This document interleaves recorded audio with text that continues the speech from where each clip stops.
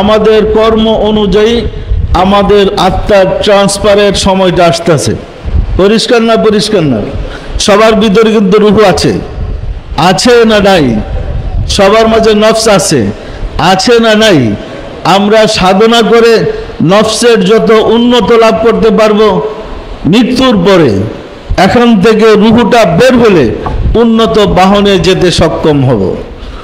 আর যদি নফসের উন্নতি সাধন করতে সক্ষম না হয়, মৃত্যুর পরে আসলে কিন্তু মানুষ পড়ে না, রূপান্তরিত হয়। মৃত্যুর পরে আমাদের যে নফস ওই রকম অনুন্নত বাহনে যাবে। পরিষ্কার না? পরিষ্কার না? একটা উপমা দিলে কথাটা ক্লিয়ার হবে। ঘটনাটা এইরকম, বোঝার জন্য কথাটা বলছি। সিজ্জিনটা কেমন হবে? সারা জীবন গোপন রাখতে রাখতে সত্য আর জীবনে জানতে পারলাম না, কি ওই যে মানুষ বুঝবে না, খটকা লাগা যাবে।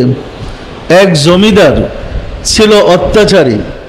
আমি একটা উপমা দিতেছি বোঝার জন্য, শাস্তিটা কবরে কিভাবে হবে। এক জমিদার ছিল অত্যাচারী। অত্যাচারী জমিদারের মৃত্যু ঘটেছে। মৃত্যুর পরে যেহেতু সে জুলুম করেছে, অত্যাচারী জমিদার ছিল, নফসের উপরে সে মানে তার নফস খুব শক্তিশালী ছিল।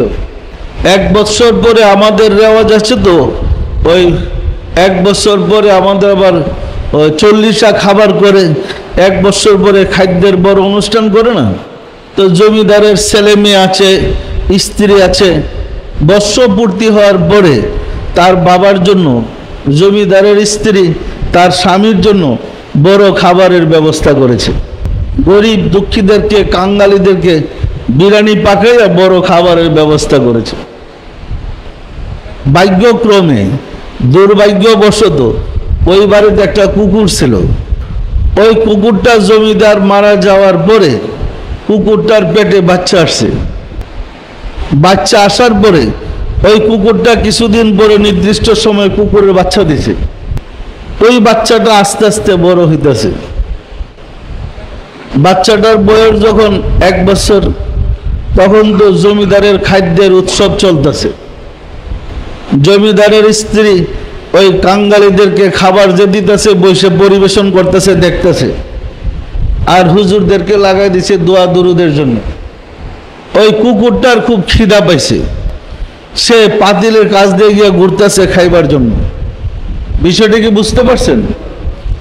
তো জমিদারের স্ত্রী একটা লাঠি হাতে নেয়, ওই যে লাকড়িতে তো খাবার পাকাইছে, কাছে যখন এটা মানে গুড়গুড় করতেছে খাদ্যের জন্য, জমিদারের স্ত্রী ওই লাকড়ি হাতে নিয়ে কুকুরটার আচ্ছা মতো 2টা বাড়ি লাগাইছে।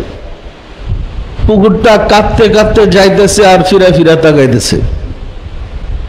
এই কুকুর আর কেউ নয়, ওই জমিদার যে এক বছর আগে ইন্তেকাল করেছেন। তার অপকর্মের কারণে তার জীবাত্মা ওই কুকুর হয়ে জন্ম নিয়ে এখানে ঘুরতেছে সিজ্জিনে। এটাকে সিজ্জিন বলে, সাজার স্থান। এখন আপনার রাজত্ব, আপনার সম্পদ, আপনার অনুষ্ঠান, আপনার ছেলে মেয়ে করতেছে।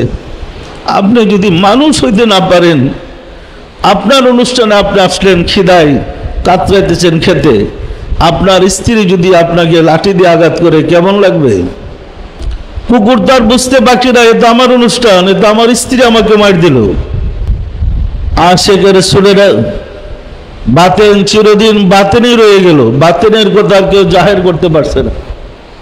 সিজ্জিন তাকেই বলে, দুঃখমস্থান এইটাই। সুতরাং আমাদের কর্ম অনুযায়ী আমাদের শাস্তি হবে। আল্লাহ রাসূল পরিষ্কার ঘোষণা করেছেন, আমার উম্মেদদের জন্য, অবাধ্য উম্মেদদের মানব রূপে কোনো শাস্তি হবে না।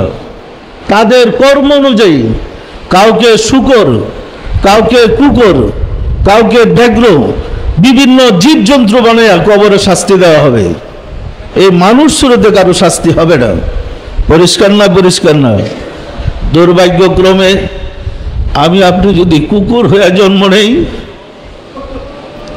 এই নির্যাতনের পরিণতি কি হবে? সুতরাং সময় থাকতে আত্মার উন্নতি লাভ করতে চেষ্টা করেন। আমাদের আত্মার অবনতি আমাদের অবনতি। যে যত বেশি আত্মার উন্নতি লাভ করতে পারবেন